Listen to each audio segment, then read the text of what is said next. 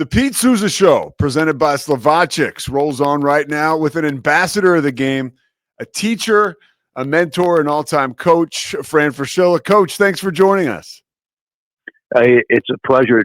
Do the guests on the show get free kolaches or what? What are we doing here? They get free kolaches. We'll get you all. We'll get you even some of the gear in there if you want.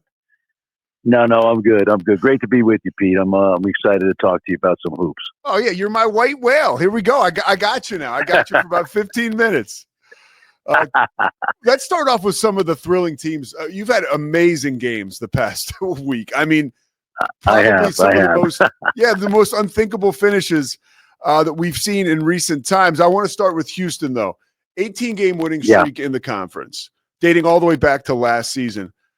You love this team. I love this team. The question I have this time around is, what is different about the Cougars this year that can have them playing in the Final Four? It's a great question, Pete, because many people, and I thought about this as well, they're going to really miss the Big 12 Player of the Year and a first-team All-American, Jamal Shead. But when I was looking at it and analyzing it during the summer, my first thought process was, well, they're going to start off the season healthy, and they've been relatively healthy so far. They're deeper than they were a year ago. And as you know, late in the year, they were decimated by 3 or 4 key injuries. Tugler went out. Arsenault was lost in December. And then, of course, Jamal Shead got hurt in that epic Sweet 16 game against Duke when they had the lead. Everybody is back healthy. Sharp is a guy that I worry about right now. He's been injured, and I noticed he only played 18 minutes last night in the win at West Virginia. I have a feeling they're going to rest him a little bit, but they're deeper. And then I think the key component is it's taken a half a year for Los Uzan, the Oklahoma transfer, to really get comfortable in Kelvin Sampson's system. And trust me, I've seen it. Shed had Duran Giroux. Giroux had Galen Robinson. This kid had Kelvin Sampson to teach him how to be the point guard, and he's coming around. So I love this team. I think they're capable of winning it all. The 3 losses early were to teams that are capable of going to the Final Four, all basically on either in overtime or last-second situations, and they're getting better and better. So I've been a fan of Kelvin Sampson all the way back to Washington State, and that's a long time ago. And so it brings me to my next question: how much longer you think he has? How much more you think he has left in the tank? Well, he's got a lot left in the tank if he wants to have it. There's no drop off in intensity, and he's got a great staff because just about everybody on the staff has been with him for a long time. Either they played for him, or even a guy like Casey Beard, who's a very quietly unsung member of the staff, was with Kelvin in the NBA. So he's got everything set up. In other words, it's not like when he was at Montana Tech or Washington State, to your point, where as a young coach, you're doing a lot of different things, whether it's coaching, recruiting, stuff you got to do in the community. He's got an incredible support system. So I'm not going to be surprised if he does it, 3 to 5 more years. He's already got the coach in waiting and his son, Kellen. And, oh, by the way, they got the best recruiting class they've had probably since Olajuwon, Drexler, or Michael Young. Those guys coming in because he's got 3 top 25 recruits. It's cool to see him get almost better every year as a coach. And now let's go to the youth movement. VJ Edgecombe. Everybody here loves your D Wade comp. Now they do. Early in the year, they were like, hey, what's he talking about? Clearly you knew VJ's game better than we all did. And that's how it goes usually. What's his ceiling? I mean, he talk about somebody who keeps getting better. Well, it's always hard to say, when I do the comparisons, it's not to say he's going to end up like Dwayne Wade with NBA championships and Hall of Fame and top 50 or 75 players of all time. But I remember Dwayne quite well, even in the year he sat out at Marquette, because I'm very close to Coach Crean. So back in those Marquette days with Diener and Steve Novak, I remember Dwayne as a freshman. And Dwayne was an electric athlete in the open court. He had great intensity, was a two-way player back then. If anything, and I didn't know it would come this quickly. I mean, what VJ's doing right now with the outside shooting, Pete, is remarkable.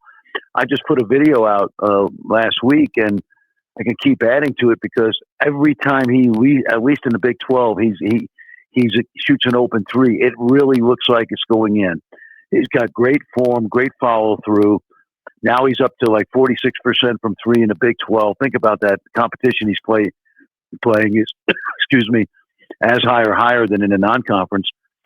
The other thing you know about VJ is he's an incredible kid, incredible worker, great character, and he is getting better and better. And I think the secret here is also, you hate to say it this way, addition by subtraction, but because Jeremy's been hurt and they certainly need him back, it's put more, Jeremy Roach said, it's put more pressure on VJ and Rob Wright to step up and maybe get out of the shadows of Jeremy Roach a little bit.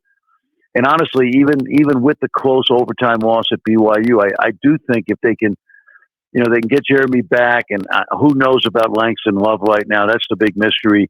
But if they get at least Jeremy back and they can get to 7 or 8 bodies, I think these two freshmen have a chance to, continue what they're doing because they're both remarkable talents.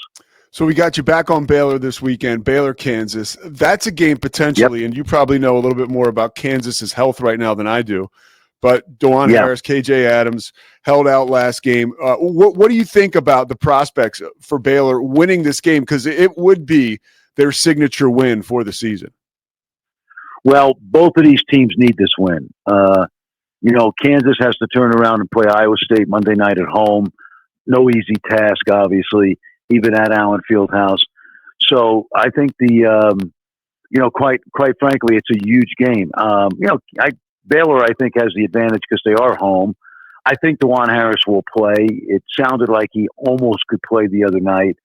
KJ Adams came back and played, I think, 26 minutes. Whether he's rusty or not, that'll remain to be seen. And then I haven't heard the prognosis yet on Roach and Love. But again, Baylor's used to going 6 or 7 guys the last few games. And if either of those guys come back, or both, it would be a huge lift for Baylor. But right now, you got to think that you got to dance with who brung you. Yeah, best player you've seen this year so far in the Big 12. Ooh, good question. Now you got me thinking. There's been a few of them. You know what? I got to tell you, first of all, Hunter Dickinson's having a great year. Don't listen to the naysayers, man. They don't have any pros on that team. We know KJ Adams and Dajuan Harris are great glue guys. Kansas is usually used to having like a Christian Brown or an Ochai Agbaji or Jalen Wilson. And so Dickinson's been great. Javon Small's been great up until very recently. Sharp's been great for Houston, except now that he's been hobbled the last 2 weeks. He's not the same. Help me out here. Darian Williams, I think, has had a really good year. Yeah. At Arizona, Caleb Love's hot and cold. I've seen him a couple times. He's hot and cold. Yeah. He's hot. Yeah. I would not put him in the mix for national player. For Big 12 player of the year because he is too hot and cold. So the kid at UCF, Keyshawn Hall's had some monster games. So nobody really stands out as the clear favorite. And quite honestly, I don't know if VJ could keep this up over the next month. He would certainly put himself in that mix because, in Big 12 play, you can poo-poo the fact that he's a freshman, but he's averaging almost 19, shooting 46%. And we know at worst he's going to be a top 5 pick at worst. And one thing about VJ, Pete, as a draft junkie, do not rule out that he could go 2 or 3. And I love those Rutgers kids. Ace Bailey put on a show for the ages last night, dropping 37 at Northwestern without Dylan Harper. So really good young players at the top of this draft, and VJ's in that mix. All right. How about you as a mentor and a coach? It was so cool the other night. I work a lot with King. We do the Big 12 show here inside the 12. And I was watching BYU Baylor last night, and or 2 nights ago. It came down to the final 4 seconds of regulation, and he references you right away. He says, Fran Fraschilla says it's a dribble per second. And to me, that was I was like, wow, of all the people King could reference in a situation like that, he could say Scott Drew, he could say Jerome Tang, he says Fran Fraschilla. What's it like for you to be a mentor to the next generation, not only of basketball players, but now you got basketball minds and analysts like that? Well, you know what? The way I look at it is you always pay it forward. I've been lucky in my career, coaching, broadcasting. people, have helped me dramatically, behind the scenes, words of advice, and, you try to pay those people back with kindness and compliments. And then sometimes, those people move on from your life, and you got to think about like, okay, how did I get here? I got here because a lot of people mentored me. And so at this stage of my career, I love being, almost that coach, whether it's broadcasting or young coaches will ask me, what do you think? What are you seeing? And it's fun. I got a lot of useful, no, I take that back. I'm in the playground of life. There's a lot of useless information up in my brain here. It's basketball and broadcast related. And as you know, some of that gets passed on. We have a family business in the Fraschilla household, and I've got two sons now coaching, one in the G League, one in college. And so all of this information I've kind of stored up since I was a kid following the great New York Knicks teams when I was a child in New York. That's 50 years worth of information. I don't want to let it go to waste without being able to pass it on, and help somebody else.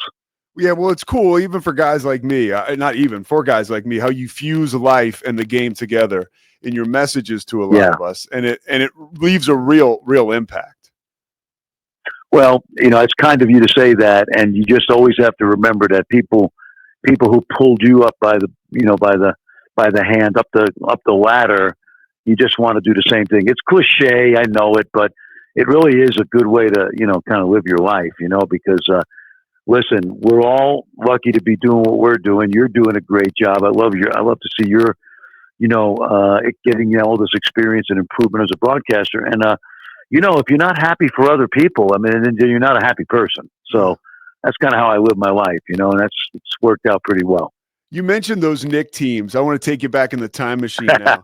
I want to take you back to the Big East. I talked to Chuck Everson yesterday about.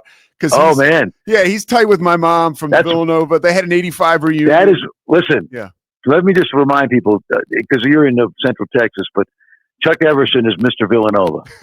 He really is. He's to his core. And I got to know him because my son Matt was with Coach Wright, who I'm going to talk to in a little while. By the way, we're going to discuss some Big 12 teams he's broadcasting. But nice. And let me just. So I'll just say Chuck is Mr. Villanova. He was on that great team. So I interrupted you, but it's always good to give Chuck a plug. Yeah, no, and Chuck's the man. He he has an '85 reunion last week that he kind of puts together. Yeah, really, he's the point guard. He gets my mom involved, everybody, and that reminded me of a time when the Big East. Not only was it such an amazing conference, but there was such a family feel about it. You go to Manhattan, you come to St. John's, you're a part of that intensity. Yeah. And that love that we had for the game, but also for each other. Is that gone in college basketball today? It's hard to replicate, first of all, let me take you back in time. And remember, I was an assistant at Providence, so I've seen the Big East from different, different points of view. When I was growing up, it was the ACC, we didn't get a lot of games on TV. This is almost pre-ESPN. This is the 70s. I'm in high school, college. And we lived for the occasional Duke Carolina game, Virginia, Maryland with Lefty Drizel. And then Dave Gavitt, the great Dave Gavitt, the guy that really founded the Big East, the commissioner, coach at Providence before that, he created something unique and special because you had all these mostly Catholic schools in the Northeast who'd been playing each other anyway. And he came up with the idea to turn it into a league, create a television, bonanza for ESPN, the rivalries, the coaches, the Hall of Famers. When Rick Barnes, who's still coaching now, obviously, at Tennessee, when he was a young coach, think about this, Pete, at, in his early 30s at Providence. So this would have been 88, I got the 88, 89 season. It was his first year. He's a young coach in the Big East, and here's who he's coaching against. John Thompson, Rolly Massimino, Louis Carnesecca, Jim Calhoun, Jim Boeheim, and then you go from there. All Hall of Famers. And it was just a unique time. And with conference realignment, with UCF playing at Arizona State in a Big 12 game, or Stanford playing at Virginia Tech, and other things like that, it's all gone. It really is. We're trying to do the best we can to create the rivalries or keep them going. But, That was a magical time.